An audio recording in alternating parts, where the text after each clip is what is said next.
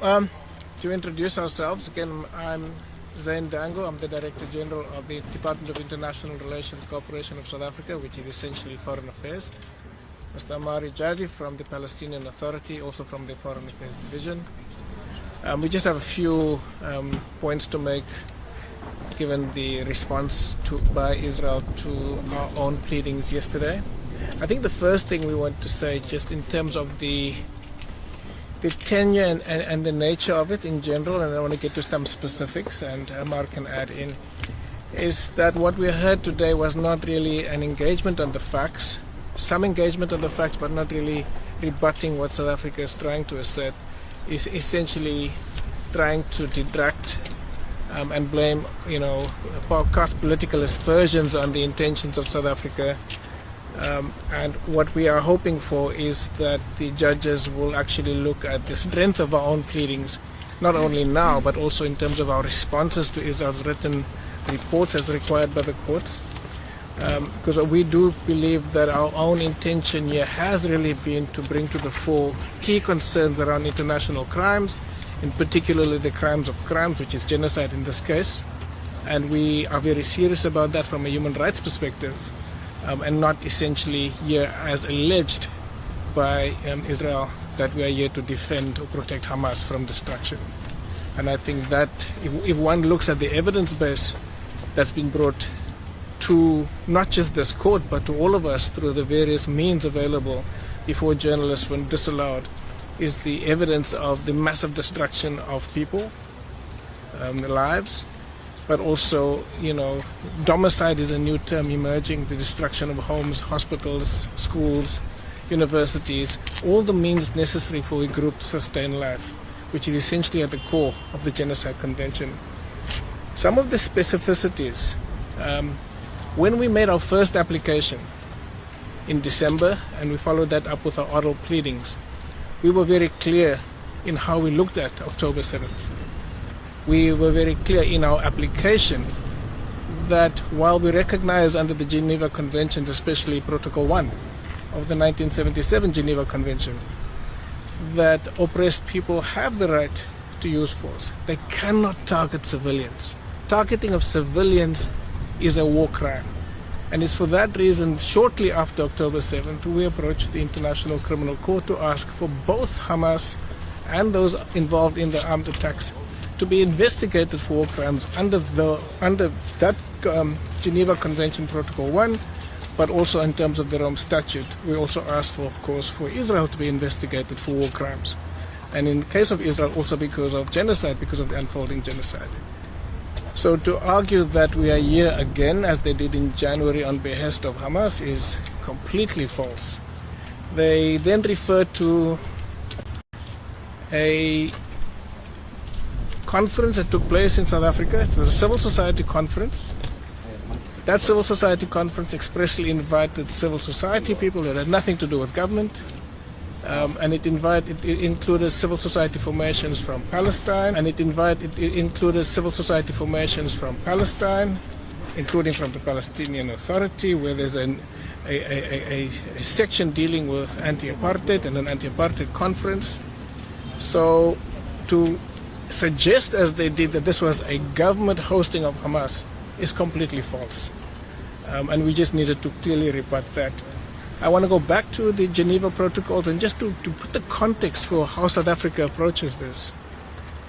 South Africa has got a liberation movement, not government, that signed the Geneva Protocol of 1977. In 1948, with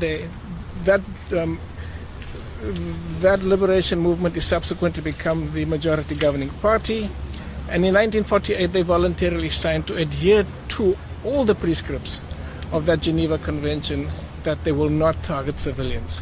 That is something that has crept into how government approaches these things. So we are signatories to the Geneva Conventions. I must point out that Israel is not a signatory to that very same Geneva Convention.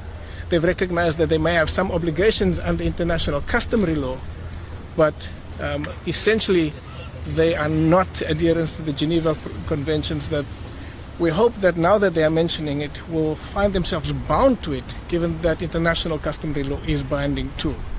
And important, Article 75 of that convention prohibits expressly, as a war crime, collective punishment.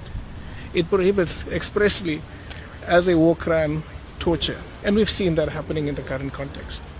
So if they want to point out to the war crimes perpetrated by Hamas, then clearly they must see that what they're doing is a war crime. And it's more serious in their case because they're a state and bound by various obligations as a state, even if they are not a party to the Geneva Conventions, particularly Protocol 1 and Protocol 2 of 77. So I wanted to clarify that, and hopefully the other issue that I think we need to touch on is the unconditional release of hostages. On the steps here, our Minister of Foreign Affairs, when the court made a judgment in January, expressly agreed and stated that the hostages must be released unconditionally. We have made that expressly clear in various statements as well, because we recognize, in terms of that very same Geneva Convention 75 that we hold dearly, that hostage-taking breaches the Geneva Convention. But that also then includes the unlawful detention of Palestinians without trial, thousands of them, which is tantamount to hostage-taking. So we call for that, for Palestinians who are arrested without, essentially what we call detention without trial, that it's essentially tantamount to hostage-taking in the current context. So we hope that this will be something that will be factored in as well. With regards to the attack on the data, on the fatalities, the use of OCHA in this report reflects similar incorrect interpretations of what OCHA is saying.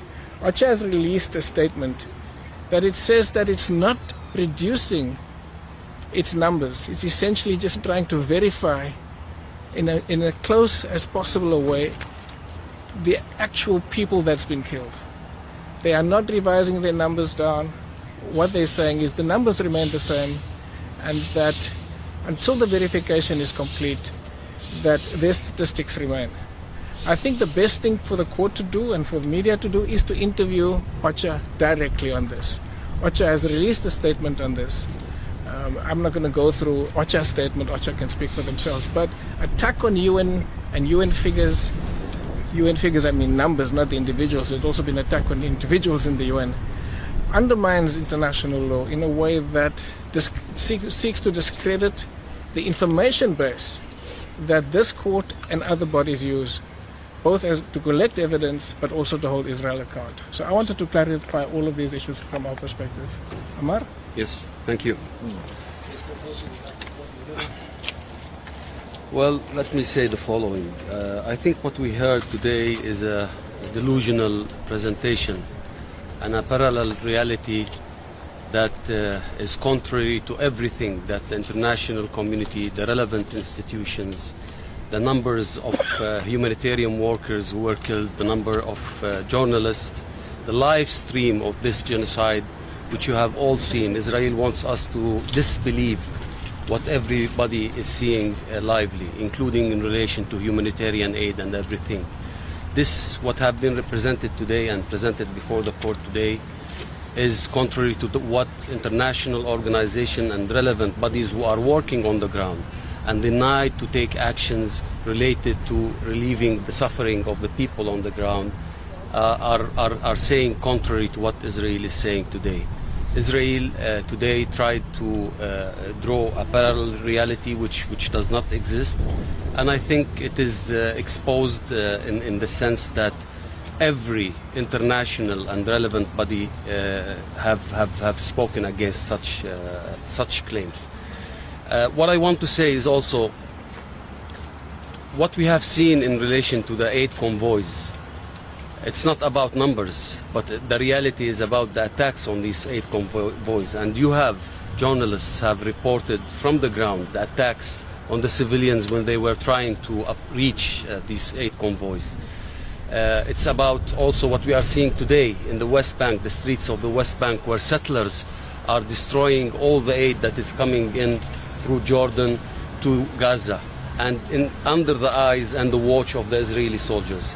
These are the realities that Israel wants us to unsee, and to paint a picture where civilians in Gaza are living a rosy life, almost the way they pictured it, including in relation to hospitals and everything else. So I think you have reported, and the reports are out there, whether it is from the journalists, which Israel has killed more than 100 of them, whether it is the aid workers, which Israel has killed hundreds of them, whether it is the civilians and the numbers which they try to discount and to paint that Palestinians are suicidal. You know, they are telling us to leave that area because it's getting bombarded, but we decided to die in these areas and to kill our children with ourselves. Basically, again, dehumanizing Palestinians and picturing us in a way that we like to die and we like destruction. Again, I think the question that also the German judge has requested is an extremely important question, because this is the bottom line in which Israel has been asking civilians in hundreds of thousands and in millions to move from one place to another over one day or another, and attacking the routes that it grows to them, and asking them to move to barren areas where there is no services and no aid whatsoever.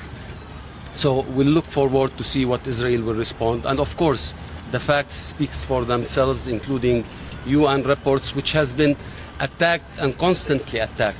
We are, happy that finally Israel decided to quote OCHA, because OCHA a few days ago was for Israel a villain that is only parroting, including by the terms of what Israel was saying inside the court, parroting Hamas's number, which is untrue and inaccurate, because these are verified numbers and everybody knows that they are verified. One last example of the amount of parallel reality that we heard today in the court is what Israel is doing in relation to the only body, UNRWA, which is responsible for disseminating of aid. Israel refuses to allow UNRWA to act. Israel attacks UNRWA and UN places of aid and gathering where people are gathering. And this is the reality. They have said it in front of everyone. They have attacked the Secretary General of the United Nations, which they refuse his facts and his realities, in which he said contrary to everything that we heard inside. We can go on and on. We don't want to hold you forever, but what we heard is a pure fantasy today in the court. And I think facts and the reports of courageous journalists on the ground, including aid workers and relevant international bodies, is what matters, and this is what South Africa relied on in its submission. Thank you very much, ladies and gentlemen. Just as much as we wouldn't like to keep you here forever, we hope you can return the favor. Please do ask 2 questions maximum, and introduce the media house you're coming from and state your questions. Raise your hand and I will point at you. Thank you very much, Abdullah Imasi from Al Arabi TV. My first question is that Israel told ICJ that South Africa case makes a moderate of genocide. What is your reaction on that? And also, what do you expect the ICJ ruling to be? Are you optimistic? Thank you. So I think the first thing is the Genocide Convention is very clear on what constitutes the crime of genocide. It's a suppression crime. The same provisions are found in the Rome Statute. And in terms of how we approach the court, we're following the law to the letter. Genocide turns on intent. We looked at intent coming from Israeli senior officials. We first raised that in our application in January. We repeated that in our oral arguments in January. We repeated some of that yesterday. We didn't have the time to go into detail. When the merit stage emerges, we'll be able to put a fuller account of intent. Intent is at the heart of genocide, and we feel that we have a very strong case, and we feel that even in this provisional measures stage, where we don't necessarily have to prove intent at this stage, we've put enough evidence before the court on the genocidal intent coming from Israeli leaders. So We are not making a mockery of the Genocide Convention. Nobody is exempt from international law. There's no special exemption for any state from any provision in international law. The Genocide Convention does not exempt the Israeli state from genocidal actions. And to argue that is to argue for exceptionalism. And we believe that exceptionalism has given rise to the kinds of impunity that we see Israel behaving with. If you heard the opening statements from my colleague here, that institutional impunity has been there for 7 decades. Disregard for international law, disregard for binding resolutions of the Security Council over many, many years. Most recently, the binding resolution that called for a ceasefire for the month of Ramadan, and the provisional orders which are binding. So we are not making a mockery of international law. We are trying to use it to the best of its extent. It is Israel that actually has to be held accountable for not complying. So in terms of what we hope from the court, we can only hope that we've put the evidence base in front of them for them to make the best decision possible. Thank you very much. Sir? Carlos Dada from El Faro, El Salvador. You have specifically asked the court to order a ceasefire while Israeli troops are mounting around Rafah. What I mean is there's some kind of urgency in your request. I wanted to know if you explicitly asked for a date for a response, for it to make sense. So we have not explicitly asked for a date. We've expressed urgency, given the fact that you've just outlined, and the fact that even as we speak, attacks continue, that we've seen that immediately after our application was launched, attack moved from Rafah to, again, the north of Gaza. So we hope that the court will make a decision urgently, and judging by the manner in which they're engaging with us, I do think they will give us a rather speedy response, maybe perhaps early next week. Any more questions? One last one. Yes, sir. About these notes from Reuters. Which media house? Reuters. Reuters. So there was an incident inside and the live was cut. Could you tell us what happened and what your reaction to it was? There was I think one of the people in the gallery, we're not sure who. It's a public gallery, and basically just shouting out in protest, essentially. Yeah. And that person was then escorted out. Yeah. Thank you. Ladies and gentlemen, thank you very much. Thanks. All right. Yeah.